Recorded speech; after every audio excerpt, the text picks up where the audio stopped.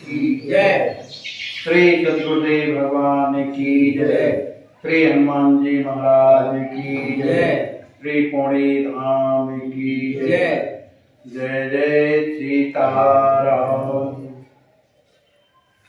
कल के प्रसंग में हम आप लोगों ने श्रवण किया कि श्री राम जीवन शरण जी महाराज ने अपने जीवन को श्री जगन्नाथ जी के चरणों में समर्पित कर दिया। पौड़ी ग्राम के लोग आए और उन्होंने रानी माँ से बताया। वे अत्यंत दुखी हुई। दुखी होने के बाद लोगों ने उन्हें समझाया। समझाने के बाद लोगों ने कहा कि जो अपने यहाँ 10 गात्र होता है, तेरी होती है, तो इसका भी पालन करना चाहिए। तो लोगों ने कहा इसके लिए कोई आवश्यकता इसलिए नहीं है कि उन्होंने भगवान के चरणों में अपना समर्पण किया, जीवन को छोड़ा, तो यदि थोड़ा बहुत जो भी बने, क्योंकि ये क्रिया है, वेदों में वर्णित, इसलिए इसको करना चाहिए।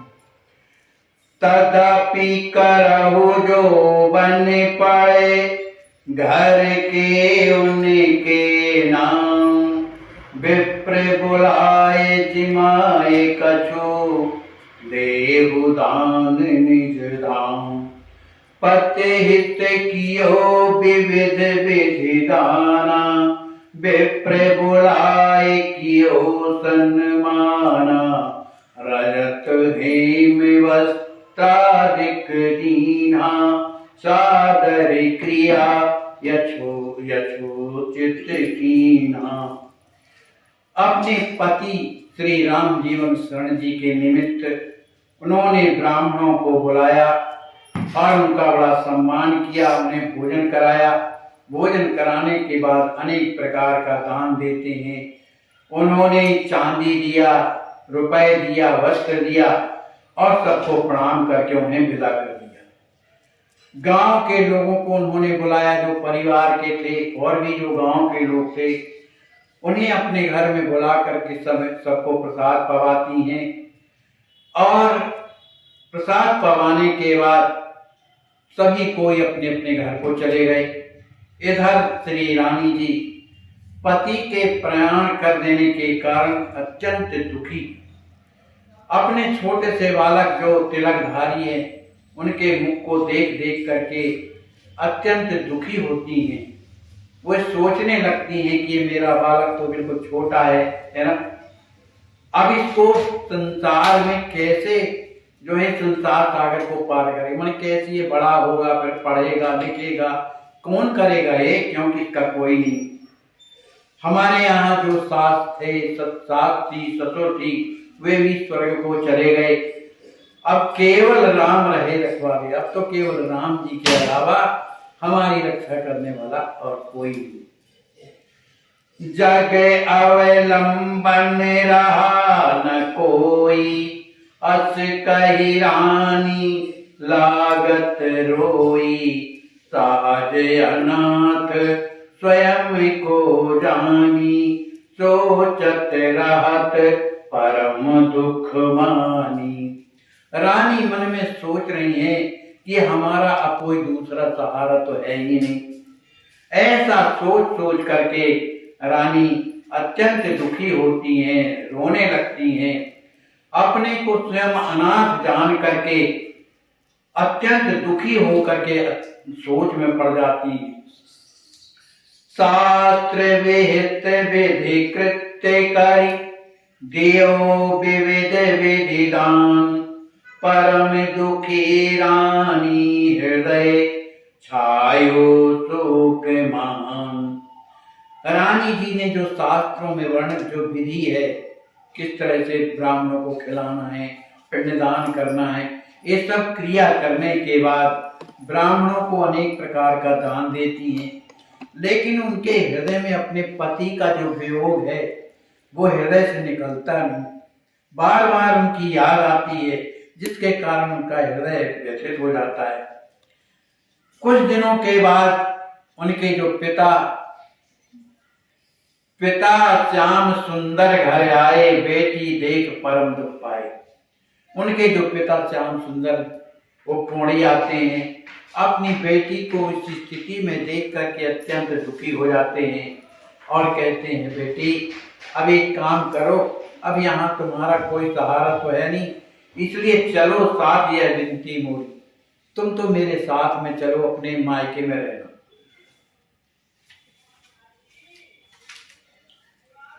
बारे बारे अनु ने जब कीना, अति सकोच कछु उतर न दीना, जो कछु बने यहाँ उपकारा, सो सब करो जतन व्यवहारा। पिताजी बार बार कहते हैं, बेटी चलो अपने घर चले, है ना, लेकिन उन्होंने संकोच के वशीभूत होकर के रानी ने अपने पिताजी को कोई उत्तर नहीं दिया। उन्होंने कहा, पिताजी जो भी आपसे मेरा उपकार करते बने तो यहाँ पौड़ी में ही आकर के कर दिया करो, क्योंकि पति गृह त्याग पिता घर जाए, मैं अपने पति के घर को छोड़ करके अपने पिता के घर में रहूं तो अब न करारो और हंसाई, लोग मेरी हंसी करें, इसलिए ऐसा विचार करके हमारी आप बात मानिए, पति घर रहियो धर्म विचारी। ये मेरा धर्म है कि चाहे संकट कुछ भी पड़े, मैं अपने पति के ही घर में रहूंगी जब तक जीवन पिता तुम्हारा। रानी कहती है, पिताजी जब तक आपका जीवन है तब तक रहियो मम उपकार, तब तक आप मेरा उपकार करेंगे जब तक आपका जीवन है, लेकिन अंत समय जब आएगा तो कोई किसी का साथी नहीं होता। अंत समय को साथ न दे, कोई साथ नहीं देता है। कहाँ भटक्यो निज सुत ले, जब आपका ही ठिकाना उस घर में नहीं रहेगा तो मैं अपने पुत्र को लेकर के वहां कैसे रह सकती हूँ। बारी बिलोचन बचन कछु, बोले पिता गंभीर, यहाँ रहे कछु ना बनी, सुनतई भई अधीर। पिताजी के आंखों में अश्रु बह रहे हैं, इधर रानी के आंखों में भी अश्रु बह रहे हैं, फिर भी पिता की ममता तो होती ही है। उन्होंने कहा, बेटी यहाँ रहने से मैं क्या कर सकता हूँ, मेरा गांव कितने दूर, यहाँ से कैसे आके देखूंगा तुम्हें, तो यहाँ रहे कछु ना बने, यहाँ कुछ नहीं बन सकता मेरे द्वारा। इस बात को जब सुना तो रानी अत्यंत व्यथित हो गई, दुखी हो गई। पिता बचन सुन गए सुखाई, तदपि धीर धरि बचन सुनाई, पति संदेश मानि उपदेशा, निज गृह रहियो सहित सहत कलेसा। पिताजी के बार बार कहने के बाद रानी अत्यंत दुखी हो जाती है, उसका मुख सूखने लगा, फिर भी अत्यंत धीरज धारण करके और कहती है, पिताजी मुझे मेरे स्वामी का संदेश आया। माने स्वामी माने मेरे पति का, उन्होंने जगन्नाथपुरी से मेरे लिए संदेश भेजा है, उपदेश दिया है कि तुम अपने घर में ही रह करके उस बालक की रक्षा करना, अपने घर को छोड़ करके कहीं न जाना, भले तुम्हें कुछ भी कष्ट क्यों ना हो। तो निज गृह रहियो साथ करेसा, इसलिए इसी घर में रह करके भले मैं कष्ट में रहूंगी लेकिन सहूंगी। जो संदेश पुरी ते आयो, ताको अर्थ यही में पायो, सब तजी करो पुत्र रखवारी, पति आज्ञा सम्मान विचारी। हे पिताजी यही तो संदेशा वहां से आया है, लोगों ने बताया, उसका तो अर्थ मैं यही समझती हूँ। उनके द्वारा ये संदेश आया है कि आप घर में ही रह करके अपने पुत्र की रक्षा करना और मेरी आज्ञा का सम्मान करना, इस तरह की उन्होंने आज्ञा दी है। पराधीन सुत की रखवारी, कबहु न होवे अन्न द्वारी। उन्होंने ये भी कहा है कि दूसरे के घर में जाओगी तो पराधीन होकर के रहना पड़ेगा और दूसरे के घर में अपने जो लड़के को कभी सुख प्राप्त नहीं हो सकता। जैसा चाहोगे उस तरह से नहीं होगा। यद्यपि जो मेरे भाई हैं वो बड़े उपकारी हैं, लेकिन फिर भी मेरे हृदय में अत्यधिक एक प्रकार का संकोच पैदा होता है, दुख पैदा होता है, क्योंकि संसार की ये रीति है, सहज धर्म जग की यह रीति, पिता भवन नहीं बाढ़े प्रीति। संसार की ये सहज में रीति है और यह धर्म है कि पुत्री को कभी भी अपने पिता के घर में रहना नहीं चाहिए, उसका सम्मान समाप्त हो जाता है। घर के कहें कर्ज बहु खायो, जो भाभी वगैरह हैं और भी जो स्त्रियां हैं वो यही कहेंगे, पता नहीं हम किस जन्म के कर्जदार थे जो बेटी को लाके घर में रख दिया, इसलिए कर्ज चुकाना पड़ेगा। जीवन भर नहीं जाग पटायो, हम जिंदगी भर इसकी सेवा करेंगे तो भी ये पटने वाला नहीं, इस तरह की बातें कहेंगी। और जितने लड़के हैं सब अपना अपना हिस्सा बांट करवा देंगे, सब अलग हो जाएंगे। तब आप जो है और मेरी माता बुद्धि हो जाएंगी, माता पिता बूढ़े भय तो सुता पुत्र कहाँ जाए। अब आप ही पिताजी बताइए कि जब आप बूढ़े हो जाएंगे, माता जी बूढ़ी हो जाएंगी, सभी भाई अलग हो जाएंगे बंटवारा करके, तो ये तुम्हारी जो पुत्री है और जो ये बालक है कहाँ जाएगा, कौन उसकी रक्षा करेगा। सुनत बचने सुंदर रानी, हाथ जोड़े बैठे अति ज्ञानी, धरि धीरज बेटी समझाई, चरणन परो बहुत बिलखाई। अपनी पुत्री की इस बात को सुनकर के पिताजी अत्यंत दुखी हो गए। और चूंकि वो ज्ञानी है, लेकिन एक ऐसी अवस्था होती है धीरता की, जब कष्ट पड़ता है तो अच्छों का धीरज छूट जाता है। वो ज्ञानी होते हुए भी उनका धीरज काम नहीं कर रहा था, फिर भी उन्होंने धीरज धारण करके और बेटी को कहा, बेटी तुम जो सोच रही हो ना वो ठीक सोच रही हो। अति विपत्ति तुम धर्म न त्यागी, इतनी बड़ी विपत्ति होने के बाद भी ये जो तुमने धर्म की बात कही, जिसका त्याग नहीं किया, यह बड़ी बात, ये मामला, ये बहुत बड़ी बात तुमने कही जो मेरे हृदय में लगी। मैंने जो कह रही हो बहुत सही कह रही। रनिया भाग्य जाए नहीं तारा, जग को भयो न मेटन हारा, सुंदर घर वर देख बिचारी, कियो विवाह सुमंगलकारी। कहते हैं बेटी रनिया, मैंने तो पौड़ी में यह घर बड़ा ही सुंदर देख करके, संपन्न घर देख करके मैंने तुम्हारा विवाह किया था, लेकिन भाग्य में क्या लिखा है इसको कोई नहीं टाल सकता है बेटा। जग को भयो न मेटन हारा, कोई संसार में ऐसा पैदा ही नहीं हुआ जो विधना के भाग को मेट सके।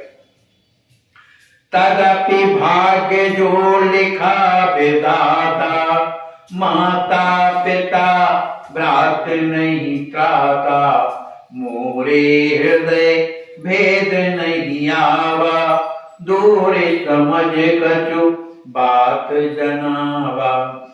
पिताजी कहते हैं बेटी, जो भाग्य में लिखा होता है उसे तो भोगना ही पड़ता है, न उसको माता न पिता न भाई कोई उस दुख से अलग नहीं कर सकते, वो तो स्वयं भोगना पड़ता है।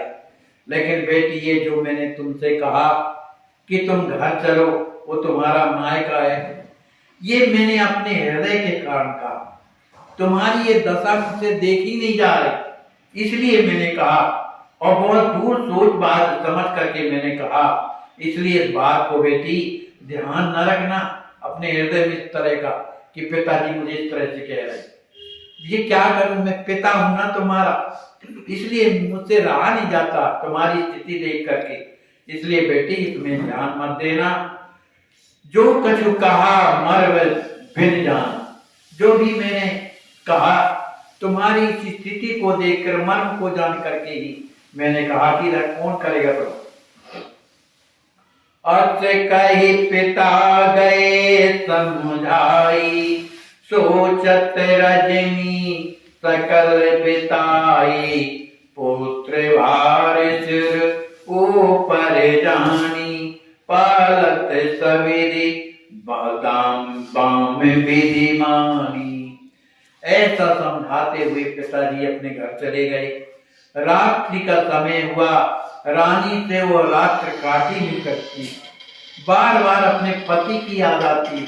वो इस तरह कहते थे, इस तरह करते थे, जहां वो बैठते थे वहां चली जाती, उधर उसके 10-20 आंसू गिरने लगते, जहां खड़े होते थे, कहीं पुष्प लेने जाते थे, सब जगह घूमती है पागल जैसे। रात्रि में भी उसके नेत्रों से आंसू मने बंद नहीं हो रहे हैं। अब चूंकि पुत्र है, तिलकधारी है, ये मेरे सिर पर है, इस कारण से किसी तरह से अपने हृदय को संतोष धारण करके ब्रह्मा की उस करनी को, विधाता की उस करनी को समझ करके किसी तरह से वो बालक की पालना करती। पति पर ताप हिये दुख भारी, तदपि कार्य सब करत दुखारी, सिय राम जप काटत राती, लालन देख जुड़ावत छाती।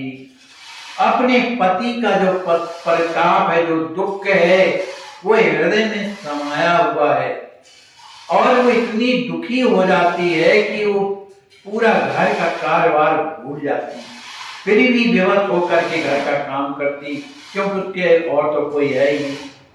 किसी तरह भगवान श्री सीताराम सीताराम इस तरह से नाम जपते हुए संपूर्ण रात व्यतीत करती है और बीच बीच में अपने बालक को देख देख करके उसे कुछ थोड़ा बहुत प्रसन्नता भी होती है। अपने पति की आज्ञा को अपने हृदय में धारण करके अपने घर में रहकर के उस बालक की रखवाली करती हैं। कई दिनों से उसने भोजन नहीं किया, रानी ने कभी थोड़ा बहुत पा लिया और नहीं पाया, न पिया न खाया। उसका परिणाम क्या हुआ कि एकदम दुबली पतली हो गई, अति तन खीन काष्ठ की नाई।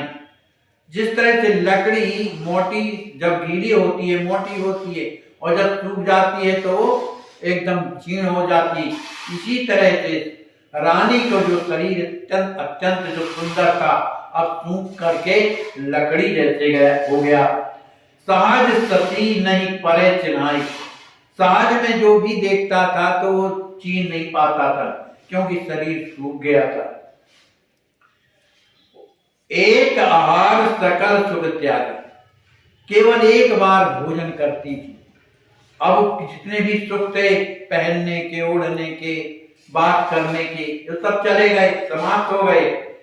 बिन चूल्हा कछु व्यंजन पाली, चूल्हा नहीं, क्योंकि देश तरफ एक प्रथा है महाराज कि जिसके घर में कोई जब समाप्त हो जाता है तो साल भर व्रत रहते हैं। मने तवा नहीं चल, मने कड़ाही नहीं चलती, केवल ऐसी चूल्हा से कुछ भी बना लिया पा लिया। तो उसी तरह का आचरण जो है रानी करती है, बिना चूल्हा के और कुछ भी लकड़ी वगैरह में या कंडे में रख करके बना लेती थी और पूजा कर पर भोग लगाई, उसी का भोग लगा करके भगवान को और पा लेती थी। लेकिन जब पाती थी तब उनके हाथ से वो कवल गिर जाता क्योंकि पति की याद आ जाती, इसलिए कि पहले पति को पवाती थी, उनके पास बैठी रहती थी। उन्हें पति की जब याद आती है तो उनके हाथ से जो भोजन है वो गिर जाता है, वो अत्यंत दुखी होकर के और रोने लगती। पति पूजन कर मानसिक नित प्रति आठोयाम, गृह कार्य करती सकल जपत राम सिया राम। उनका नित्य नियम था, वो अपने पति देव की पूजा किया करती थी, फिर इसके बाद भगवान की सेवा करती थी। इस तरह का उनका रोजाना का नियम था। अब पति तो है नहीं, इसलिए मानसिक पूजा करती है ना। और नित्य 8वां याम श्री सीताराम जी का स्मरण करती हैं और अपने घर का काम करती हैं। अब उनके जीवन में पति का सुख तो है नहीं, उनकी याद आती रहती है, तड़पती रहती है, उनके नेत्र बरसते रहते हैं, क्योंकि घर में दूसरा कोई है भी तो नहीं कि कम से कम उन्हें सहारा दे, कुछ उन्हें संतोष दे। तो पति के बिना उनका जीवन ऐसा दुखी हो गया है जैसे रवि माने सूर्य को ग्रहण माने ग्रस लेता है। इसी तरह विपत्ति ने रानी को ग्रस लिया। यथा शुक्ल बीते अंधियारी रात भयानक आवे कारी। जैसे शुक्ल पक्ष व्यतीत हो जाने के बाद जब रात अंधियारी आती है तो वो रात अत्यंत भयानक लगती है। इसी तरह से पति के न रहने के कारण रानी का जो जीवन है काल रात्रि जैसे व्यतीत हो रहा है। पति विहीन तस जीवन जानी, परम दुखे मन रात सयानी। दिव्य श्वेत अति सुभग शरीरा, भयो श्याम तन व्यापी पीरा। पति की अनुपस्थिति में रानी का जीवन कैसा है? अत्यंत दुखी है। रानी का जब विवाह होकर के आई थी तो उसका शरीर अत्यंत श्वेत वर्ण का, गौर वर्ण का था, अत्यंत ही सुंदर था। लेकिन पति के न रहने के बाद उनका जीवन, जो उनका शरीर एकदम काला पड़ गया है। तन व्यापी पीड़ा, उनके शरीर में पीड़ा, विरह की पीड़ा व्यापी हुई है। सुंदर वसन विभूषण हीना, उन्होंने अपने शरीर में सुंदर सुंदर जो परिधान थे, वस्त्राभूषण थे, उन्होंने सब त्याग दिया। सहज स्वरूप मन अति दीना, अत्यंत दीन दुखी दिखाई देती थी। जो धोती पहने उसी को पहने रहे। पति प्रताप न जाए भुलाए, वो कितना भी सोचती है कि ये दुख मुझसे भूल जाए, सोचती भी है, लेकिन वो दुख हृदय में आंस गया है, इसके कारण से वो भुलाए नहीं भूलता। सुमिरत बार बार दुख आए, वो बिना स्मरण किए अपने आप वो दुख बार बार हृदय में प्रकट होता है। सोते अति छोट तासु रखवारी, रात दिवस करती महसारी। सहज विनीत सरल अति रानी, बोलत धीर कंठ सकुचानी। अपने पुत्र जो पुत्र है अत्यंत ही छोटा है, सुकुमार है, रात दिन उसकी रक्षा करती रहती है। सहज विनीत सरल अति रानी, रानी का स्वभाव कैसा है? अत्यंत ही सरल है, अत्यंत विनम्र है। अगर कुछ किसी से कुछ बोलती भी है तो बड़ी मर्यादा से बोलती है। इस तरह की वो अपने बालक को कभी गोद में ले लेती हैं, तो कभी उसका चुम्बन करने लगती हैं, कभी उसे बैठा करके उससे कुछ हंसी की बातें करती है। इस तरह से करते करते जब मन बालक में लग गया तो थोड़ी बहुत वो विस्मरण हो गया। लेकिन बालक को गोद में लिए अचानक जब पति की याद आ जाती है, कबम सुरत पति की करत लाल उतारत गोद, तत्काल अपने पुत्र को जमीन में बैठा देती और दुखी हो जाती। यथा शुष्क तरु हरा न होई, कोट उपाय करे नित कोई। मृतक दे हित वैद्य बुलाई, विविध भांत नित करे दवाई।